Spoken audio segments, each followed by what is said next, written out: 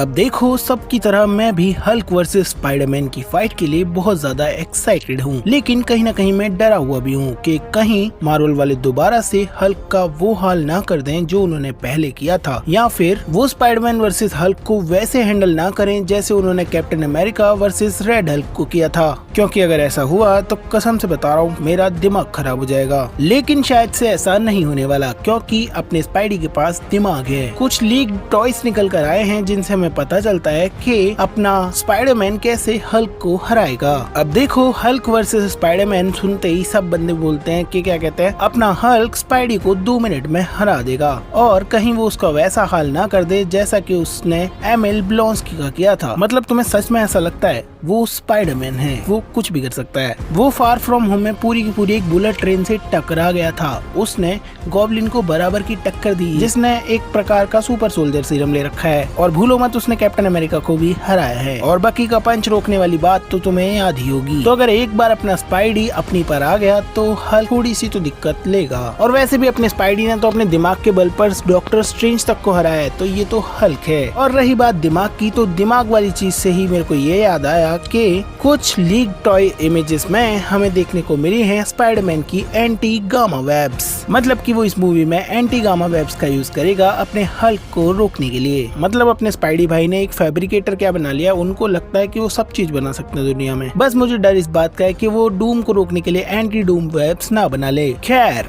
देखो, मैं गारंटी से बोल सकता हूँ इतनी तैयारी के साथ अपना स्पाइडी हल्क को नॉकडाउन कर ही देगा। और जैसे आज तक हल्क की हिस्ट्री रही है द एवेंजर्स मूवी के बाद, तो वो पिटा ही है सिर्फ, चाहे वो आयरन मैन से हो चाहे वो थॉर से हो, तो वो स्पाइडरमैन से भी पिटेगा ही पक्का, लेकिन थोड़े से स्ट्रगल के साथ। और थैनोस वाली पिटाई कोई भी याद नहीं दिलाएगा, ठीक है। अब देखो, ये चीज फाइट पर भी डिपेंड करती है कि आखिर दोनों में से कौन जीतेगा। अगर स्पाइडरमैन वर्सेस हल्क की ये फाइट, जहाँ पर अपना हल्क अपने रेज मोड और फुल पोटेंशियल में है, उसे अगर बहुत लंबा खींचा गया तो अपना हल्क जीत जाएगा और स्पाइडी हार जाएगा। और ऐसा कुछ भी नहीं होने वाला, क्योंकि ये स्पाइडरमैन की मूवी है। लेकिन अगर ये एक शॉर्ट फाइट हुई तो अपना स्पाइडी अपने दिमाग का यूज करते हुए और अपनी एंटी गामा वेब्स का यूज करते हुए हल्क को बुरी तरह पछाड़ देगा।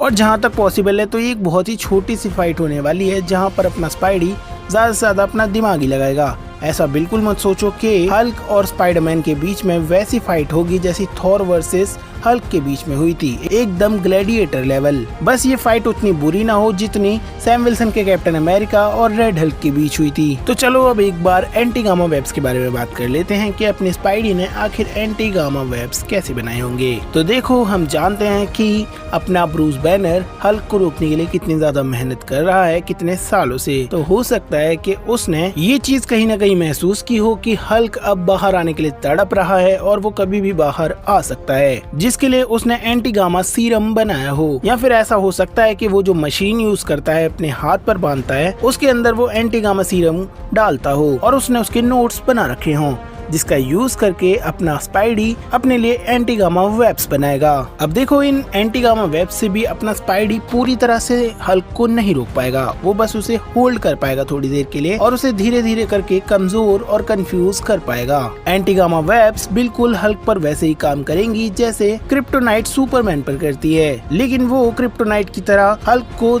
एकदम से कमजोर नहीं करेंगी, बल्कि धीरे धीरे कमजोर करेंगी और उसकी स्ट्रेंथ कम होती जाएगी। लेकिन मुझे इतनी बात समझ में नहीं आ रही कि अपना स्पाइडी इतना टाइम कहाँ से निकालेगा कि वो एंटी गामा वेब्स बना पाए, क्योंकि हल्क तो पूरे न्यूयॉर्क में तबाही मचा रहा होगा। इसके अलावा चलो मैं तुम्हें हल्क को हराने का दूसरा तरीका बताता हूँ। तो ऐसा होगा कि जब अपना स्पाइडी बिल्कुल ही हल्क को रोक नहीं पा रहा होगा, अपने अंदर तक का जोर लगाने के बाद भी, उसके बाद एंट्री होगी हमारी जीन ग्रे की, और अपना स्पाइडी जीन को समझाकर उससे हेल्प मांगेगा। और जीन भी क्योंकि तब तक यानी कि एंडिंग तक सुधर चुकी होगी, तो वो रियलाइज करेगी कि हल्क की इस हालत के पीछे वही जिम्मेदार है और वो उसे ठीक करने की कोशिश करेगी। और हो सकता है कि उसे डराने के लिए वो उसे विजन्स दिखाए थैनोस के, और हम जानते हैं कि अपना हल्क थैनोस से कितना ज्यादा डरता है। तो दो चीजें होंगी कि थेनोस का विजन देखने के बाद या तो अपना रेज्ड हल्क, अपना ग्रे हल्क और ज्यादा पागल हो जाए या फिर कंट्रोल में आ जाए और दोबारा से बैनर की बॉडी के अंदर छुप जाए। मार्वल वालों से बस मेरी इतनी सी रिक्वेस्ट है कि अब अगर तुम रेज्ड हल्क को बाहर निकाल रहे हो तो दोबारा से इसे अंदर मत डालना, क्योंकि डूम्सडे के अंदर तो तुम दिखाने नहीं वाले हल्क को, तो सीक्रेट वॉर्स के अंदर प्लीज उसे दिखा देना अच्छे से। और इस बारे में हम अगली वीडियो के अंदर बात करेंगे। बाकी that's it for this video. तुम्हें ये थ्योरी कैसी लगी ये बात मुझे कमेंट्स में बताओ और ये वीडियो शेयर करो अपने दोस्तों के पास। भाई याद से शेयर कर देना प्लीज।